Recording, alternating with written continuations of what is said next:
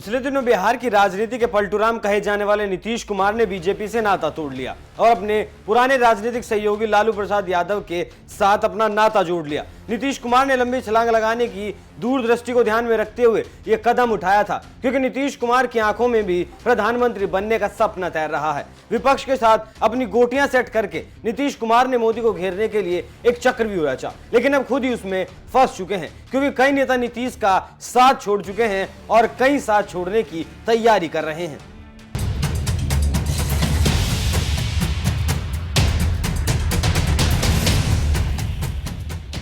नमस्कार, NMF news देख रहे हैं आप। मैं हूं आपके साथ अभिषेक पुंडित। नीतीश कुमार को ऐसा नेता कहा जा सकता है जो अपना घर नहीं बचा सके लेकिन सपनों के महल को बनाने में लगे हैं। विपक्ष को एकजुट करने की पहल नीतीश कुमार ने ही की थी। सबसे पहले ये कुनबा बिहार के पटना में ही जुटा था। नीतीश कुमार विपक्षी कुनबा तो जोड़ रहे हैं, लेकिन उनका घर लगातार टूट रहा है, क्योंकि अमित शाह खुद बिहार की कमान संभाले हुए हैं। और खास बात यह भी है कि नीतीश कुमार का जो भी नेता साथ छोड़ता है वो सीधा अमित शाह की छतरी के नीचे चला जाता है। सुनिए अमित शाह कैसे लगातार नीतीश कुमार के परिवार को छोटा कर रहे हैं। या कहा जा सकता है कि नेता नीतीश कुमार से ज्यादा बीजेपी के काम से प्रभावित हैं। 2024 के लोकसभा चुनाव को सियासी आक्रामकता का काल कहा जाएगा, क्योंकि दल बदल का दौर सर पर दौड़ रहा है। खासकर बीजेपी विपक्ष को कमजोर करने की हर संभव कोशिश कर रही है। वो पिछड़ी जातियों के नेताओं पर ज्यादा गौर कर रही है। इस काम में भी केंद्रीय नेतृत्व ज्यादा सक्रिय है। तो आज आप समझिए विपक्ष के नेताओं की टूट का बीजेपी दिल्ली का से क्या कनेक्शन है, और इस कनेक्शन में बिहार गठबंधन में शामिल दो बड़े दलों के नेता भी कहीं ना कहीं दिलचस्पी दिखा रहे हैं। बीजेपी का साथ छोड़कर फंस गए नीतीश कुमार। हाल फिलहाल में जो नेता नीतीश कुमार का साथ छोड़कर बीजेपी के साथ गए हैं उनमें पूर्व केंद्रीय मंत्री अजय आलोक, प्रमोद चंद्रवंशी मेन हैं। इन नेताओं ने बीजेपी की सदस्य दिल्ली की छतरी के नीचे ली। आरसीपी सिंह को ही ले ले तो इनका कनेक्शन केंद्रीय नेतृत्व से कुछ खास नेताओं से था। जब वो राज्य के मुख्यमंत्री नीतीश कुमार पर हमलावर हुए तो ये लगने लगा था कि वो जेडीयू से नाता तोड़कर बीजेपी की तरफ जा सकते हैं। एक संभावना ऐसी भी थी कि अलग दल बनाकर वो एनडीए के साथ जा सकते हैं। जो हुआ उसका अंदाजा यहाँ के प्रदेश नेताओं को भी नहीं लग पाया था। अचानक से दिल्ली में आरसीपी सिंह ने अमित शाह से मुलाकात की और बीजेपी की सदस्यता ग्रहण कर ली।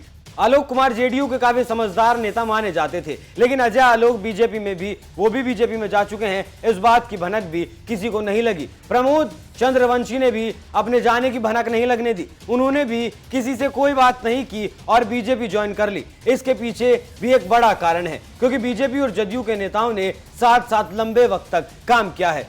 इसे लेकर शीर्ष नेताओं की अपनी अलग अलग अंडरस्टैंडिंग बन गई है। दोनों दलों के नेता एक दूसरे के काम को समझने लगे, काम करने के तरीकों को समझने लगे। इसलिए बीजेपी में शामिल होने वाले नेताओं को ऐसा लगता है जिस विश्वसनीयता के साथ वो शामिल होना चाहते हैं वो कहीं प्रदेश नेताओं में के बीच बातचीत लीक हो सकती है और प्रदेश नेताओं के साथ उन्हें वो ताकत, वो पावर नहीं मिल सकती जो सीधे अमित शाह के साथ वो बीजेपी में शामिल हों। ऐसे भी नीतीश कुमार अक्सर बयान देते हैं कि कौन किससे बात कर रहा है उन्हें सब पता है। दूसरी बात, बीजेपी में शामिल होने वाले नेताओं को लगता है कि दल में शामिल होने के बाद वो जो कुछ चाहते हैं उसे देने की क्षमता प्रदेश के नेताओं में नहीं है। इसलिए बीजेपी के केंद्रीय नेतृत्व से आने वाला जो भी कोई नेता होता है वो उससे बात करना पसंद कर रहे हैं। और शाह भी उन्हें कतई नाराज नहीं कर रहे, क्योंकि बीजेपी की राजनीति जीत पर टिकी है। बीजेपी को जीत से कम 2024 के चुनाव में कुछ भी मंजूर नहीं है। ये तो रही बीजेपी की बात, लेकिन दूसरे लिहाज से अगर देखा जाए तो नीतीश कुमार के लिए ये किसी खतरे की घंटी से कम नहीं है, क्योंकि नीतीश के प्रति नेताओं में अविश्वास पनप रहा है और उस अविश्वास की खाई लगातार बढ़ रही है। तभी ये दल बदल का खेल भी लगातार चल रहा है और अमित शाह इसी अविश्वास को विश्वास में तब्दील करने का काम कर रहे हैं, क्योंकि नेताओं को शाह की बात पर भरोसा है। राजनीति के गलियारों से अक्सर ऐसी खबरें आती हैं कि शाह जो वादा करते हैं उसे पूरा भी करते हैं। एक और वजह यह भी है कि नीतीश कुमार की राहें जब से बीजेपी से जुदा हुई हैं तब से बिहार अमित शाह के निशाने पर है। शाह ने नीतीश कुमार के खिलाफ मोर्चा भी खोल दिया है। शाह के लगातार बिहार दौरों से मामले की गंभीरता को समझा जा सकता है। याद कीजिए जब शाह ने कहा था कि यहाँ की जनता जब कभी बुलाएगी मैं जरूर आऊंगा। इसलिए ऐसा भी लगता है कि बिहार की मॉनिटरिंग वो खुद कर रहे हैं। बिहार की जिम्मेदारी उन्होंने खुद अपने कंधों पर संभाल ली है। इसलिए जब भी कोई विपक्षी नेता दल बदलता है तो सीधा शाह से मुलाकात करता है। शाह भी पहले उनकी जरूरत को समझते हैं और फिर उस पर अमल करते हैं। सियासी जानकारों में चर्चा है कि जेडीयू के कई नेताओं के आरसीपी सिंह के माध्यम से दिल्ली के से कनेक्शन जुड़ रहा है। हालांकि लल्लन सिंह कई बार कह चुके हैं कि उन्हें मालूम है कौन क्या कदम उठा रहा है। यह ठीक वैसा ही है जैसा पिछले दिनों खबर आई थी नीतीश कुमार ने आने वाले वक्त के लिए हरिवंश नारायण के जरिए बीजेपी में अपने लिए एक खिड़की खुली हुई छोड़ी है। अब नीतीश कुमार को इस बात को समझना होगा कि ये खिड़की उन्होंने अपने लिए रखी है या फिर उनके नेता इस खिड़की का भरपूर फायदा उठा रहे हैं। अब आने वाला वक्त बताएगा कि नीतीश के पास जो नेता बचे हैं उनमें से कितने बचते हैं और विपक्ष के सामने वो कितना दम दिखा पाते हैं। आप इस खबर पर क्या राय रखते हैं? अपनी राय हमें कमेंट कर जरूर बताएं। नमस्कार। पलटू बाबू नीतीश कुमार जी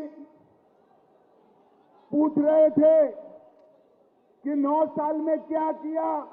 मोदी जी 9 साल तक देश के प्रधानमंत्री बने और इस 9 साल में ढेर सारे काम मोदी जी ने देश के लिए किए।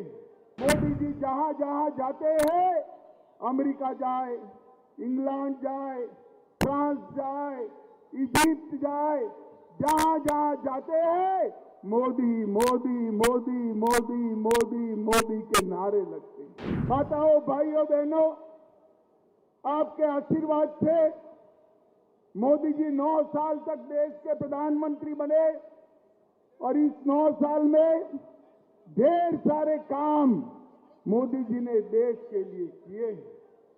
अभी अभी ये पलटू बाबू नीतीश कुमार जी पूछ रहे थे कि 9 साल में क्या किया। अरे नीतीश बाबू, जिनके साथ इतना बैठे हो, जिनके कारण मुख्यमंत्री बने, जरा तो लिहाज रखो। 9 साल में देश भर में ढेर सारे काम मोदी जी ने किए हैं। मोदी जी जहां जहां जाते हैं, अमेरिका जाए, इंग्लैंड जाए, फ्रांस जाए, इजिप्ट जाए, जहां जहां जाते हैं मोदी मोदी मोदी मोदी मोदी मोदी के नारे लगते हैं। और मित्रों, अभी अभी अमेरिका गए थे, इसके पहले G7 की बैठक में गए। कोई राष्ट्राध्यक्ष इनका अपॉइंटमेंट मांग रहा है, कोई उनका हस्ताक्षर मांग रहा है और कोई पैर छूकर उनका आशीर्वाद मांग रहा है। मित्रों, ये मोदी जी का जो सम्मान पूरी दुनिया में हो रहा है, वो मोदी जी का सम्मान नहीं है, वो भारतीय जनता पार्टी का सम्मान नहीं है। मोदी जी का जो सम्मान हो रहा है, ये मुंगेर वालों, आपका, बिहार की जनता का और 130 करोड़ भारतीयों का सम्मान है जो नरेंद्र मोदी जी को मिल रहा है।